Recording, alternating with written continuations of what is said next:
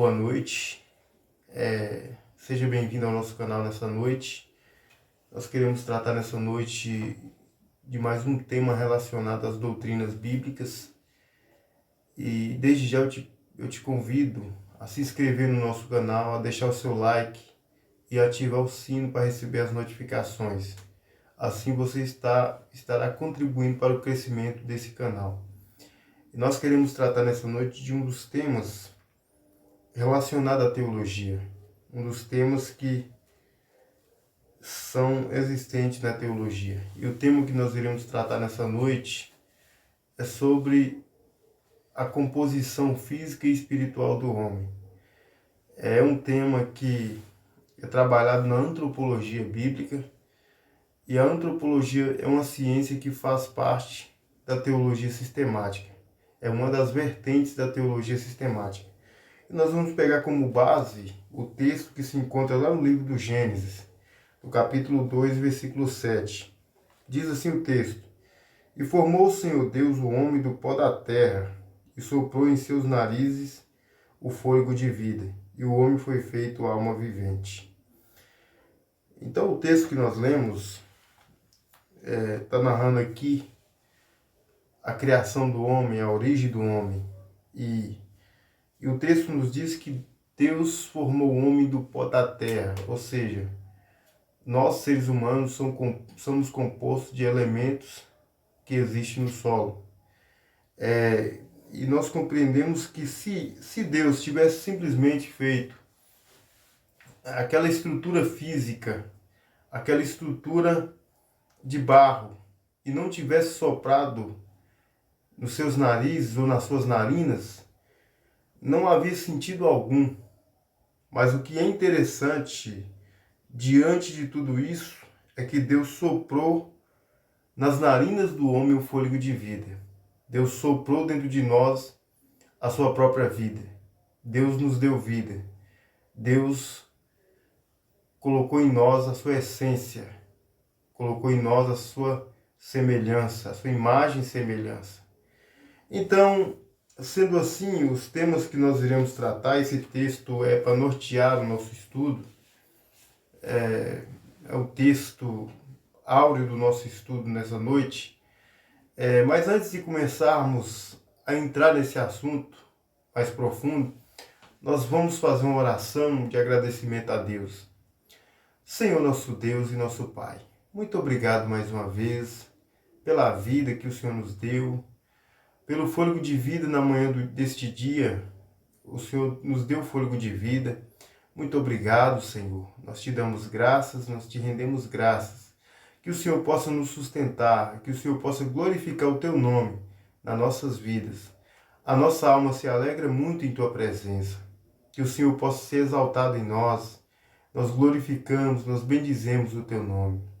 Eu te agradeço, Deus, juntamente com aquele que estará me assistindo. Ó Deus, nesse momento, que o Senhor continue abençoando a minha vida e a vida dele, constantemente para o louvor do teu nome. Amém. Então nós iremos entrar agora nesse tema, que consiste na vida do homem e naquele que o projetou. Então nosso tema é antropologia bíblica. Como eu disse, a antropologia bíblica ela faz parte da teologia sistemática. E é o tema que nós iremos tratar nessa noite. A antropologia bíblica, ela apresenta também outros termos científicos para o estudo da composição do homem. Eu vou falar aqui de alguns deles, como a tricotomia, a dicotomia e o monismo. Para começar, o homem é composto de corpo, alma e espírito. Corpo, alma e espírito. O nosso corpo, como concerne nas Escrituras, tem por base a palavra hebraica, bazar, no Antigo Testamento. Essa é uma palavra que reflete a realidade do nosso corpo. Enquanto no texto grego vem a palavra somar, ou a palavra carne, sarx. A palavra bazar no hebraico significa carne, mas geralmente se compreende como corpo. Então nós temos a realidade do texto original da Bíblia referente ao nosso corpo, referente à realidade do nosso corpo. Mas a nossa alma também, como foi dito no texto do livro de Gênesis, que Deus soprou em nós o fôlego de vida. O fôlego de vida. Então Deus soprou em nós a composição espiritual.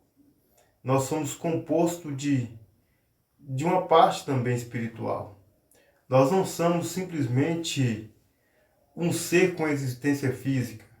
Nós não somos simplesmente um ser, com expressão física. Mas nós também somos um ser com expressão e com uma capacidade e condição espiritual. Nós somos espiritual porque Deus é espírito. Ele nos compôs com essas características de espiritualidade. Pois bem, então, de acordo com a realidade do nosso corpo, que foi feito do pó da terra, nós temos também a palavra alma. A palavra alma vem da palavra hebraica nefesh, que tem muito significado no Antigo Testamento. A palavra nefesh significa o interior do ser humano, mas também pode ser compreendida como uma pessoa, pode ser traduzida como uma pessoa. Se nós formos analisar o que está escrito lá no livro de Ezequiel, quando Ezequiel disse: a alma que pecar, esta morrerá. E conforme nós compreendemos as Escrituras Sagradas, com a morte do corpo, essa alma não pode morrer.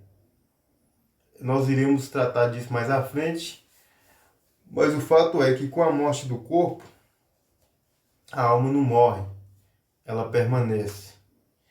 Então, sendo assim, o profeta Ezequiel está falando de uma pessoa, de um ser humano como um todo. Como também aparece lá no livro de Atos, quando o historiador Lucas faz referência, com relação àqueles que vão sendo salvos na igreja. O texto lá de Atos diz assim, que o Senhor ia acrescentando as almas que ia sendo salva à igreja. Então a alma ali se refere também à pessoa, fala do ser humano como um todo. Jesus usou a expressão psique, que é a palavra grega para alma, como sendo vida. Pode ser também traduzido por vida do grego. Então, psique significa vida, Significa vida no sentido social, Ou a palavra vida no sentido biológico é outra, mas Jesus usou essa expressão para falar de vida no contexto do cotidiano. Então, as nossas vidas, nosso ser humano, nós como ser humano estamos dotados de 3 características específicas: corpo, alma e espírito. Então, a palavra espírito no grego e no hebraico tem uma certa similaridade. A palavra espírito no hebraico é ruach, que significa, pode ter muito significado no texto hebraico, como sopro, vento, ar. Então tem essa série de significados. Mas o correspondente grego para a palavra ruach no hebraico é pneuma. Pneuma é a palavra grega que reflete a realidade dessa palavra no hebraico, que significa espírito. Agora nós vamos embasar a nossa realidade de estudo dentro do texto bíblico. Então nós temos aqui a tricotomia, a dicotomia e o monismo. Começando falando do monismo. O monismo é uma ideia que remonta à filosofia grega, remonta ao período da filosofia grega. O monismo tem a ideia de que a palavra bazar no hebraico significa o ser humano, né, como um todo, sem o conhecimento da parte espiritual, sem o conhecimento de alma ou de espírito. A palavra Somã traz-se a realidade de um ser humano como um todo, de um ser humano unificado, né, único, sem alma, sem espírito. Então, sendo assim, de acordo com esse ponto de vista, se o ser humano é um composto só e ele vem a morrer, ele morreu e acabou. É como se nunca existisse. Então o monismo tem essa ideia. E as palavras que existem no Novo Testamento referente ao corpo, como somã, sax, essas palavras se referem ao ser humano como um todo, da mesma maneira que essa ideia é compreendida no Antigo Testamento. E as palavras que referem à alma e ao espírito é compreendida como psicofísica, realidades psicofísica, realidade da mente humana, compreendida como uma realidade da mente humana. Então nós vamos passar para outro tema, que é a dicotomia. Dicotomia é um ponto que encontra respaldo nas Escrituras. Por incrível que pareça, é um ponto que encontra respaldo nas Escrituras. Tem um texto que diz, no Evangelho de Mateus, se eu não estiver enganado, que não tem mesmo que pode matar o corpo, mas não pode matar a alma. Então essa pessoa, Jesus está dizendo que as pessoas não deveriam ter temor contra aqueles que causavam qualquer ameaça contra o corpo. Se matasse o corpo, a alma permanecia eternamente. Porque Jesus está asseverando com essas palavras a imortalidade da alma, que a alma não pode morrer, né? Então a dicotomia encontra alguns textos que vai embasar esse pensamento. Sendo assim, esse pensamento pode ser aceito como verdadeiro, né? Compreendido corretamente dentro das Escrituras, pode ser entendido como verdadeiro. Mas o ponto que nós queremos frisar nessa noite é sobre a tricotomia. Tricotomia é o termo científico teológico que fala de corpo, alma e espírito. Lá em 1 Tessalonicenses capítulo 5, versículo 23, está escrito que o Deus de paz vos santifica em espírito, alma e corpo. Então, o Deus de paz o santifica em espírito, alma e corpo. Veja a tríplice essência do ser humano sendo expressa: corpo, alma e espírito. Então, o ser humano são composto dessas três partes. Mas um outro texto também nos dá uma clareza sobre isso. Hebreus capítulo 4, versículo 12. Quando diz que a palavra de Deus é mais penetrante que qualquer espada de dois fios.